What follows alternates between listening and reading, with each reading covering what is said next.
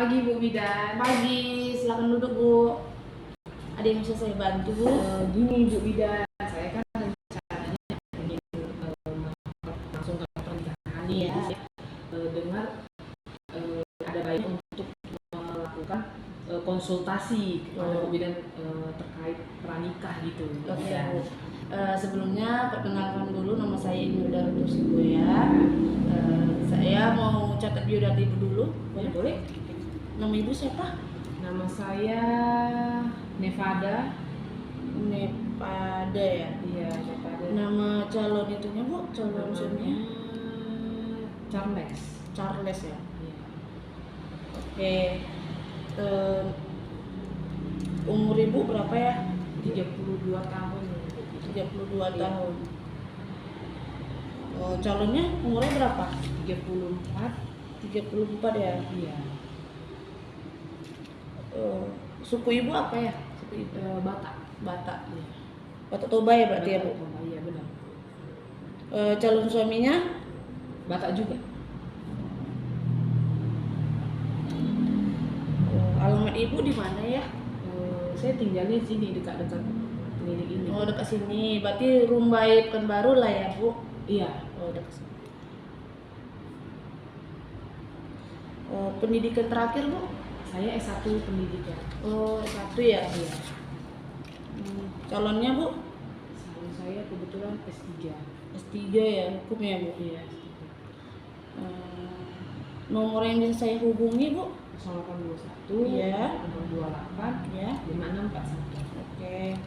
Baiklah Bu, saya akan menjelaskan apa-apa aja yang diperiksa oleh tentang pemeriksaan pranikah dan prakonsepsi.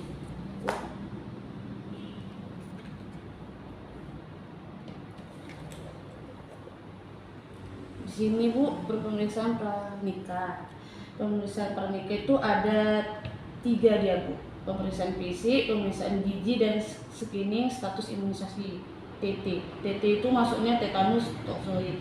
Itu untuk menggapai virus-virus yang ada di dalam tubuh biar bisa masa suburnya akan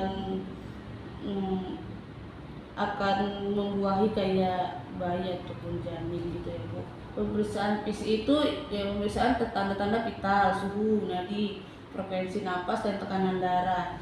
Pemeriksaan status gizi, berat badan, tinggi badan, lihat lengan atas, tanda-tanda anemia, dan pemeriksaan darah rutin.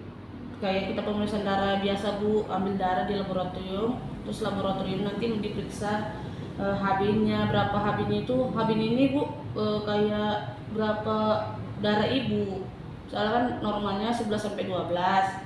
Kalau darah Ibu ini rendah, bisa nanti Ibu kalau misalnya lagi hamil, pas mau melahirkan transfusi darah gitu. Oh gitu ya? Iya.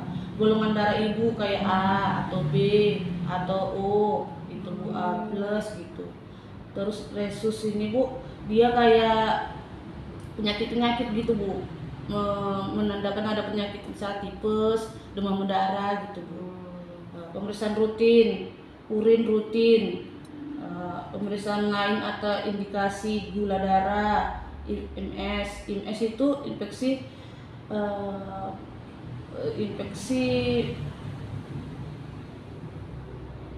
seksual gitulah Bu, HIV, malaria, thalassemia, hepatitis. Kayak thalassemia itu kayak darah-darah gitu Bu, darah yang terinfeksi kayak kuman-kuman gitu. Hepatitis itu kayak penyakit kuning dari paru-paru Bu. Ini rubella, cytomegalovirus itu herpes kayak gatal-gatal gitu Bu. Yang kedua, persiapan gizi. Setiap pasangan janin atau calon pengantin dianjurkan mengonsumsi makanan bergizi seimbang. Yang kedua, setiap janin maupun perempuan dianjurkan mengonsumsi tablet tambah darah biar nggak anemia. Jadi makanya tablet penambah darah nanti saya kasih Bu. Kalau Ibu lagi sudah menandakan Ibu hamil. Mengandung zat besi dan asam folat seminggu sekali. Cara memakannya seminggu sekali Bu. Bagi yang belum hamil, tapi kalau udah hamil dia rutin Bu, 1 hari sekali Bu, cuma malam 1 kali 1 ya Bu. Bagi calon dan perempuan yang mengalami KED atau gangguan kekurangan energi kronis dan anemia, maka perlu ditentukan penyebabnya dan dilaksanakan sesuai dengan penyebab tersebut. Yang ketiga, screening status imunisasi T, pencegah dan melindungi diri yang aman terhadap penyakit tetanus. Kekebalan tetanus dilakukan dengan pemberian 5 dosis imunisasi tetanus untuk mencapai kekebalan penuh. 2. Calon pengantin perempuan perlu mendapat imunisasi tetanus untuk mencegah dan melindungi diri terhadap penyakit tetanus, hingga akan memiliki kekebalan seumur hidup untuk melindungi ibu dan bayi terhadap penyakit tetanus Bu. Untuk menentukan status imunisasi tetanus harus dilakukan screening status imunisasi tetanus pada kandung perempuan. Yang keempat, menjaga kesehatan organ reproduksi. Sebaiknya pakaian dalam diganti minimal 2 kali sehari. Gunakan pakaian dalam berbahan sintetis atau katun yang dapat menyerap keringat dan tidak terlalu ketat. Yang ketiga, membersihkan organ reproduksi luar dari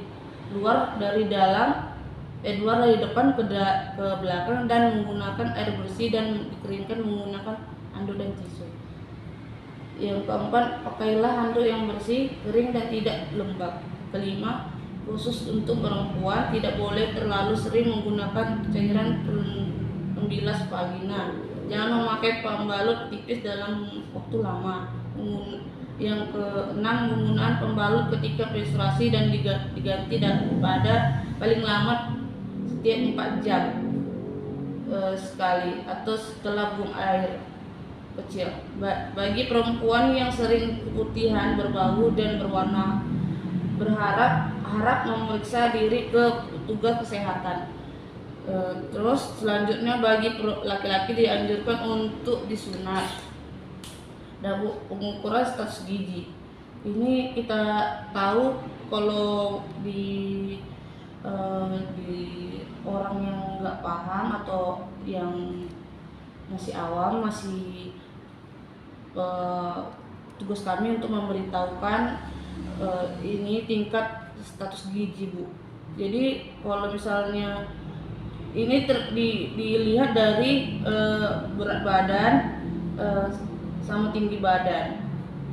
Jadi pengukuran ini sesuai dengan ini Bu. Jadi kita harus dibagikan atau dikalikan 100 gitu Bu. Yang inilah Bu, keterangannya sangat kurus itu, keterangannya kurang dari 17. Kalau kurus sama juga Bu, 17. Kalau kurus dia 17 ke bawah. Jadi normalnya itu 18,5 sampai 25. Tinggi sama berat badannya kalau dibagi-bagikan. Gemuknya itu 25 sampai 27. Kalau gemuk kali kan obesitas 27. Iya Bu. Oh gitu. Iya Bu. Dimakan seimbang Bu. Biasanya Ibu makan seimbangnya 4 sehat 5 sempurna ya Bu. Iya.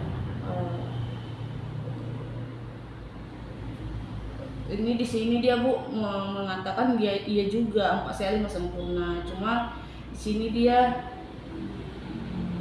dibilang Bu bervarian gitu ya Bu. Bervarian, jangan itu aja gitu. Oh, dia harus setiap hari menunya harus ganti gitu ya? Iya, ada tadi. Ini Bu, ini penting untuk calon pengantin Bu. Jadi sebelum menikah, sebelum menikah dia harus suntik T1 dulu Bu. T1 itu menjelang pernikahan. T2 itu 4 minggu setelah T1, 3 tahun. Jadi kan udah nikah dulu, T1 itu sebelum nikah, T2 udah nikah dulu Bu. Jadi jarak antara suntik T1 dengan T2 itu 3 tahun. Nah, itu Bu. Terus nanti jaraknya lagi 5 tahun. Terus jaraknya lagi 10 tahun. Sampai dia T5 Bu. 1 tahun, setelah T4 itu lebih dari 25 tahun gitu Bu. Masa perlindungannya itu ya? Iya, masa perlindungannya biar nggak ada terdapat kayak infeksi ataupun bakteri-bakteri, virus-virus Bu. Oh gitu ya, ternyata perlu juga ya. Itu imunisasi boleh di sini nanti? Boleh Bu, bisa sama saya juga bisa Bu. Oh gitu. Oke.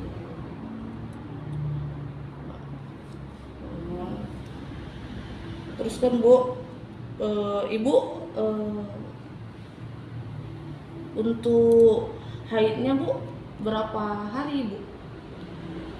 Jangka habisnya.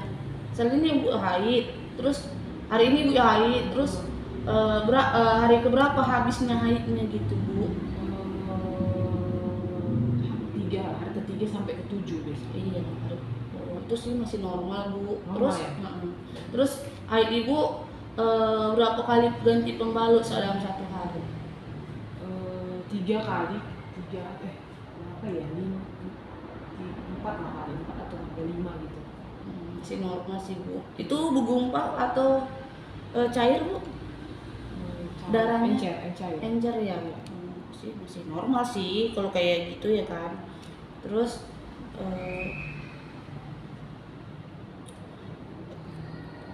ya udah deh Bu, sudah paham apa yang saya jelaskan Bu? Masih cukup Jelas ya Bu. Jika ada pertanyaan lagi boleh hubungi saya ya Bu. Oh boleh minta nomor handphonenya? Boleh Bu. Berapa nomor handphonenya Bu? Nomor handphone saya 0852 Ya. 76 78 sekian Bu. Oh oke, atas nama? Bu Bidan email Daroto Sibuya. Oh oke. Ya Bu, kasih ya Bu. Ya, makasih Bu. Nanti saya tanya lagi ya Bu. Kalau Oke, Bu. saya WA ya. Iya. Kalau misalnya ada yang kurang paham ya. Oke Bu. Terima kasih. Iya Bu.